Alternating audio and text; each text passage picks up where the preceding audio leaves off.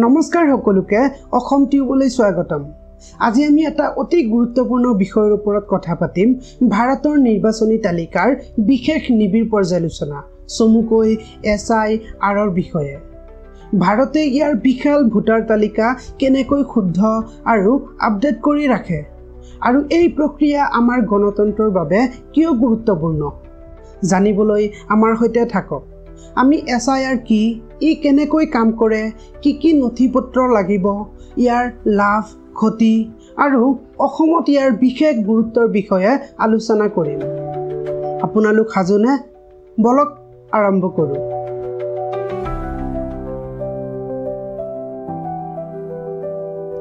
SIR আচলতে কি? বিশেষ নিবিড় পৰ্যালোচনা বা SIR হৈছে ভাৰতৰ নিৰ্বাচন আয়োগৰ ECIৰ এটা ডাঙৰ প্ৰকল্প, যাৰ জৰিয়তে ভোটাৰ তালিকা সম্পূৰ্ণৰূপে পৰীক্ষা কৰি শুদ্ধ কৰা হয়। ইয়াক সাধাৰণ আপডেটৰ দৰে নহয়, বৰঞ্চ এটা গভীৰ পৰিচ্ছন্নতাৰ দৰে ভাবক। ইয়াৰ জৰিয়তে সকলো যোগ্য ভোটাৰ তালিকাত থকাটো নিশ্চিত কৰা হয় আৰু অযোগ্য নাম যেনে ডুপ্লিকেট বা মৃত ব্যক্তিৰ নাম বাদ দিয়া হয়।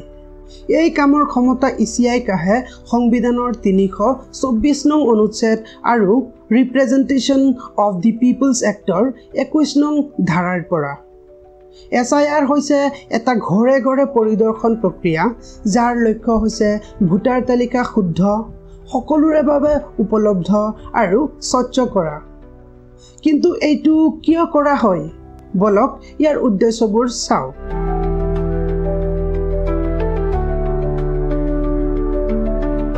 SIRৰ তিনিটা ডাঙৰ উদ্দেশ্য আছে: সকলোৰে স্থান আৰু শুদ্ধতা, তালিকাৰ অখণ্ডতা আৰু স্বচ্ছতা আৰু অংশগ্ৰহণ। 1 নম্বৰ, সকলোৰে স্থান আৰু শুদ্ধতা। SIRৰ জৰিয়তে নিশ্চিত কৰা হয় যে 18 বছৰ বয়সৰ সকলো নাগৰিক যি নিৰ্দিষ্ট তাৰিখত নিৰ্বাচনী এলেকাত স্থায়ীভাৱে থাকে, তেওঁলোকৰ নাম তালিকাত থাকে। লগতে অযোগ্য নাম যেনে অনাগৰিক, ডুপ্লিকেট বা মৃত ব্যক্তিৰ নাম বাদ দিয়া হয়। ভাৰতৰ দ্ৰুত নগৰীকৰণ আৰু প্ৰব্ৰজনৰ বাবে ভোটাৰ তালিকাত ভুল হ'ব পাৰে। SIRে এইবোৰ শুদ্ধ কৰে। 2 নম্বৰ, তালিকাৰ অখণ্ডতা। প্ৰব্ৰজন, মৃত্যু বা অবৈধ নামৰ দৰে সমস্যাই তালিকা অশুদ্ধ কৰিব পাৰে। SIRে এই সমস্যাবোৰ সমাধান কৰি তালিকাৰ অখণ্ডতা ৰক্ষা কৰে। 3 নম্বৰ, স্বচ্ছতা আৰু অংশগ্ৰহণ। ECIয়ে এই প্ৰক্ৰিয়া স্বচ্ছ কৰিব বিচাৰে। ৰাজনৈতিক দলসমূহে প্ৰতিটো ভোট কেন্দ্ৰত বুথ লেভেল এজেণ্ট BLA নিযুক্ত কৰিব পাৰে। খচৰা তালিকা ৰাজনৈতিক দল আৰু ৰাইজৰ মাজত শ্বেয়াৰ কৰা হয় আৰু যিকোনো ব্যক্তিয়ে দাবী বা আপত্তি উত্থাপন কৰিব পাৰে। বিশেষকৈ বৃদ্ধ, অক্ষম বা দৰিদ্ৰ ভোটাৰৰ বাবে অতিৰিক্ত সহায়ৰ ব্যৱস্থা কৰা হয়। এতিয়া চাওঁ এইটো কেনেকৈ কৰা হয়।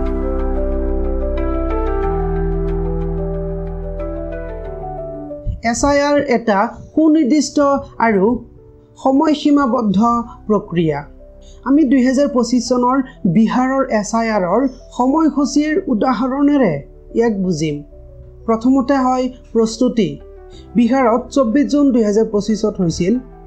ECIয়ে SIRৰ নিৰ্দেশ জাৰি কৰে আৰু নিৰ্বাচনী পঞ্জীয়ন বিষয়া ERO আৰু বুথ লেভেল বিষয়া BLO নিযুক্ত কৰে।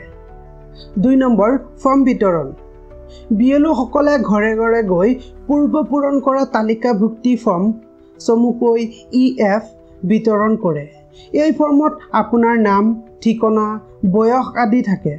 আপুনি কেৱল শুদ্ধ বা আপডেট কৰিব লাগে। NVSP পৰ্টেলতো এই ফৰ্ম অনলাইনত জমা দিব পাৰি। 3 নম্বৰ, জমা দিয়া। ভোটাৰসকলে স্বাক্ষৰ কৰা EF আৰু প্ৰয়োজনীয় প্ৰমাণপত্ৰৰ সৈতে BLOৰ হাতত জমা দিয়ে। BLOৰ ছুপাৰভাইজাৰসকলে কাম পৰীক্ষা কৰে যাতে কোনো ভুল নহয়। 4 নম্বৰ, খচৰা তালিকা প্ৰকাশ। EF সংগ্ৰহৰ পিছত খচৰা তালিকা প্ৰস্তুত কৰি ৰাজনৈতিক দল আৰু ৰাইজৰ মাজত শ্বেয়াৰ কৰা হয়। আপুনি পৰীক্ষা কৰিব পাৰে যে আপোনাৰ নাম আছে নে নাই। 5 নম্বৰ দাবী আৰু আপত্তি। যিকোনো ব্যক্তিয়ে নতুন নাম যোগৰ বাবে দাবী বা অযোগ্য নাম বাদৰ বাবে আপত্তি দাখিল কৰিব পাৰে। সহকাৰী নিৰ্বাচনী পঞ্জীয়ন বিষয়া চমুকৈ AERO এইবোৰ তদন্ত কৰে আৰু ভুল হ'লে জিলা মেজিষ্ট্ৰেটৰ ওচৰত আপিল কৰিব পাৰে। 6 নম্বৰ চূড়ান্ত তালিকা প্ৰকাশ। সকলো সমস্যা সমাধানৰ পিছত চূড়ান্ত তালিকা প্ৰকাশ কৰা হয়, যিটো ৰাজনৈতিক দলৰ সৈতে শ্বেয়াৰ কৰি ৰাইজৰ বাবে অনলাইনত ৰখা হয়। এইটো এটা ডাঙৰ কাম, কিন্তু ই স্বচ্ছ আৰু পুংখানুপুংখ হ'বলৈ ডিজাইন কৰা হৈছে।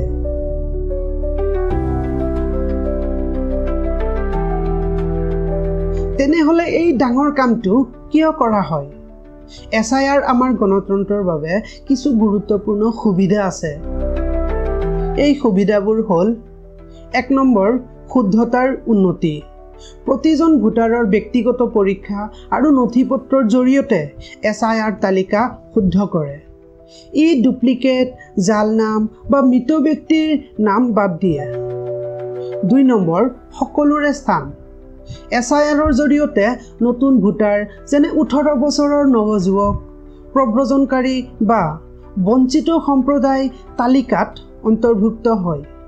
ঘৰে ঘৰে অভিযানে দূৰৱৰ্তী অঞ্চলতো মহিলা, বৃদ্ধ আৰু সংখ্যালঘুক সামৰি লয়। 3 নম্বৰ স্বচ্ছতা। ৰাজনৈতিক দলৰ BLA আৰু ৰাজহুৱা শুনানিৰ জৰিয়তে প্ৰক্ৰিয়াটো স্বচ্ছ হয়। তালিকা ৰাজহুৱাকৈ শ্বেয়াৰ কৰা হয়, যাৰ ফলত ভুলৰ সম্ভাৱনা কমে আৰু বিশ্বাস বাঢ়ে। 4 নম্বৰ গণতন্ত্ৰৰ শক্তিশালীকৰণ। শুদ্ধ তালিকাই নিশ্চিত কৰে যে আপোনাৰ ভোটৰ মূল্য থাকে। মুখ্য নিৰ্বাচন আয়ুক্ত জ্ঞানেশ কুমাৰে কৈছে, SIR সকলো যোগ্য ব্যক্তিৰ স্থান নিশ্চিত কৰে। 5 নম্বৰ বঞ্চিত গোটৰ সহায়। ECIয়ে বৃদ্ধ, অক্ষম আৰু দৰিদ্ৰ ভোটাৰৰ বাবে বিশেষ সহায়ৰ ব্যৱস্থা কৰে, যাতে তেওঁলোক বাদ নপৰে। কিন্তু SIR নিখুঁত নহয়। বলক ইয়াৰ সমস্যাবোৰ চাওঁ।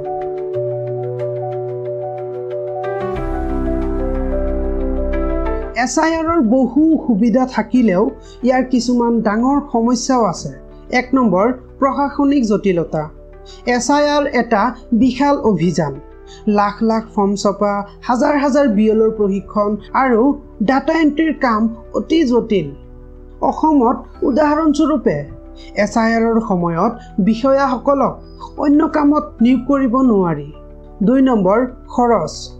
ফৰ্ম ছপা, প্ৰচাৰ আৰু প্ৰশিক্ষণৰ বাবে বহু টকাৰ প্ৰয়োজন। ডাঙৰ ৰাজ্যৰ বাবে এই খৰচ যথেষ্ট। 3 নম্বৰ নথিপত্ৰৰ বোজা। ভোটাৰসকলে জন্মৰ প্ৰমাণ, ঠিকনাৰ প্ৰমাণ আদি দাখিল কৰিব লাগে। দৰিদ্ৰ, বৃদ্ধ বা নথিপত্ৰ হেৰুৱাই পেলোৱাসকলৰ বাবে এইটো কঠিন। সমালোচক আৰু উচ্চতম ন্যায়ালয়ে সকীয়াই দিছে যে এনে কঠিন নিয়মে সঁচা ভোটাৰক বাদ দিব পাৰে। 4 নম্বৰ সময়ৰ চাপ। SIRৰ সময়সীমা অতি কম। ইমান ডাঙৰ কাম জৰুৰীকৈ কৰিলে ভুলৰ সম্ভাৱনা বাঢ়ে। 5 নম্বৰ প্ৰব্ৰজনকাৰীৰ সমস্যা। কামৰ বাবে অন্য ঠাইলৈ যোৱা প্ৰব্ৰজনকাৰীসকলৰ নাম তালিকাৰ পৰা বাদ পৰিব পাৰে, যদিহে তেওঁলোকক স্থায়ী বাসিন্দা বুলি গণ্য নকৰা হয়। ইয়ে লাখ লাখ ভোটাৰৰ ভোটদানৰ অধিকাৰ কাঢ়ি ল'ব পাৰে। 6 নম্বৰ ৰাজনৈতিক বিতৰ্ক।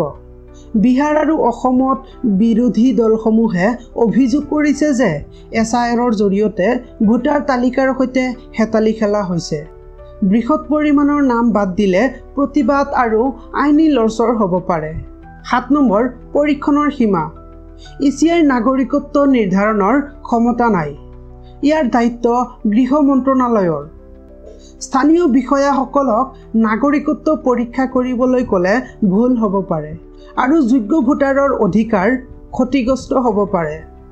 এই সমস্যাবোৰ অসমত বিশেষভাৱে জটিল।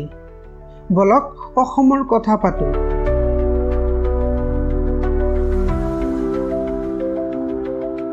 অসমত SIR অধিক জটিল কাৰণ ইয়াৰ অনন্য জনগাঁথনি আৰু ইতিহাস। কিয় চাওঁ আহক। 1 নম্বৰ, বৈচিত্ৰ্যময় জনসংখ্যা।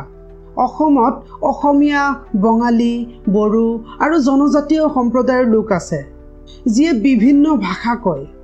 SIR ফৰ্ম আৰু প্ৰচাৰ বহুভাষিক হ'ব লাগিব, নহ'লে দূৰৱৰ্তী বা বঙালী অধ্যুষিত এলেকাত সমস্যা হ'ব পাৰে। 2 নম্বৰ, নাগৰিকত্বৰ সংবেদনশীলতা।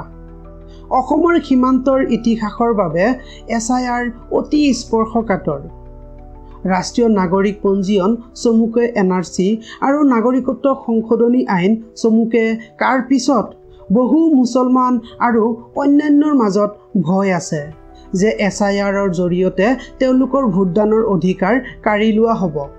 কাৰ বিৰোধী গোটে অভিযোগ কৰিছে যে SIRে কিছুমান সম্প্ৰদায়ক লক্ষ্য কৰি ল'ব পাৰে। 3 নম্বৰ, ৰাজনৈতিক বিভাজন। মুখ্যমন্ত্ৰী হিমন্ত বিশ্ব শৰ্মাই SIRক সমৰ্থন কৰিছে, কৈছে যে ই তালিকা পৰিচ্ছন্ন কৰিব। কিন্তু অসম কংগ্ৰেছে 29,000 বুথ লেভেল এজেণ্টৰ প্ৰশিক্ষণৰ বাবে ভোট চোৰ, গাদ্দী চোৰ অভিযান আৰম্ভ কৰিছে। ই এটা ৰাজনৈতিক যুঁজ। 4 নম্বৰ, প্ৰশাসনিক সমস্যা। 2023ত অসমৰ নিৰ্বাচনী তালিকা পুনৰ অংকন কৰা হৈছিল। নতুন ভোটকেন্দ্ৰ সৃষ্টি কৰা হৈছিল। নদীৰ চৰ অঞ্চল, চাহ বাগিচা আৰু পাৰ্বত্য এলেকাত SIR পৰিচালনা কৰাটো কঠিন। লগতে বড়োলেণ্ডৰ নিৰ্বাচনৰ বাবে মানুহৰ অভাৱ হ'ব পাৰে। 5 নম্বৰ, বিশ্বাস গঢ়া। গ্ৰাম্য অঞ্চলত NRC বা কাৰ গুজবৰ বাবে মানুহে সহযোগিতা নকৰিব পাৰে। অসমীয়া, বঙালী, বড়ো, হিন্দীত প্ৰচাৰৰ প্ৰয়োজন, যাতে স্থানীয় নাগৰিকে ভয় নকৰে। অসমত SIR এটা ডাঙৰ সুযোগ, কিন্তু সাৱধানে নকৰিলে ই ৰাজনৈতিক আৰু সাম্প্ৰদায়িক উত্তেজনা সৃষ্টি কৰিব পাৰে।